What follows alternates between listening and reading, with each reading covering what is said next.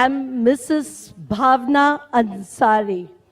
So kindly please bear with me and please excuse me humbly and peacefully. I have been born in a Jain society, living in a Hindu society, educated in a pure convent, and married a Muslim. I have married as per the Indian Marriage Act, and I'm staunchly, eagerly waiting to accept Islam as my wholehearted religion. But please, my brothers and sisters, what you preached, what you said about Islam, I'm very thankful to you for enlightening me. I am really reborn today, but what you preach and what you say and what is in Islam, excuse me, I don't find people practicing that wholeheartedly. They are not attracting me. Can you please give me a solution? Because when you speak of fundamentalism in Islam, it is positive. When you speak of intolerance, it's positive. But in practice, I don't find. So can you please guide me? Sister asked a very good question. First of all, I'd like to congratulate her and I welcome her. And as she said, she's reborn. The right word in Islam is revert. Because according to our beloved Prophet Muhammad Sallallahu Alaihi Wasallam, every child is born in Din al-Fitr, is born as a Muslim. Muslim means a person who submits his will to Almighty God.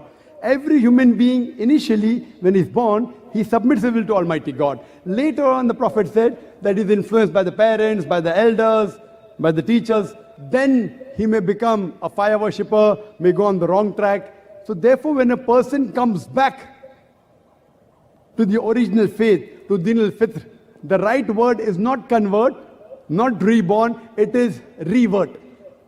So sister, I welcome you back to this faith of peace and submitting your will to Almighty God. As far as question is concerned, that you have heard the lectures and you agree with the points, you have read about Islam, but your one objection is that Muslims, or most of the Muslims according to you, they are not following the teachings. What is the solution? Sister, I do agree with you. I do agree with you that many don't follow, but according to statistics, the religion which is the maximum followed, I'm not talking in numbers. If you count the heads, those who profess a religion, number one would be Christianity, somewhere close to 2 billion. Islam, 1.3 billion to 1.4 billion. But the percentage which practices and follows the religion, maximum is Islam, number one. Maximum. But yet, I do agree with you that in terms of numbers, because 1.3 billion followers, even if it be a small percentage, the numbers will run in millions of Muslims don't follow the religion. Therefore, sister, to understand Islam, don't look at Muslims, please. And I always say, to understand a religion, don't look at the followers of the religion, but look at the authentic sources. Please don't look at me. Don't look at the Muslims around you. And I gave you the example of the car and the driver. If you want to know how good the car is, and if a person who does not know how to drive sits behind the steering wheel and he has an accident, he bangs up the car, who will you blame, the car or the driver? You'll blame the driver. So please don't understand Islam by looking at the Muslims. That's the reason we are giving these lectures for both Muslims and non-Muslims alike. Those Muslims who have shortcomings, we are trying to get them closer to the truth. Because they may be namesake Muslims, we are trying to make them practicing Muslim. At the same time, we are delivering the message of Islam to the non-Muslims also, so that you understand this religion. And though you were born in a Jain family, and you had non-Muslim around you, you're married to a Muslim, but today, maybe after hearing the lecture, and after learning about Islam, you have come back to the faith. And as you said that previously maybe only for the sake of name, you may have adopted the surname Ansari, but today you have come back to this true faith.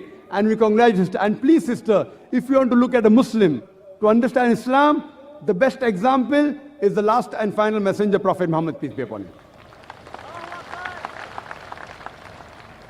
This book, the Quran, and the sayings of the Prophet have the solution for the problems of humanity.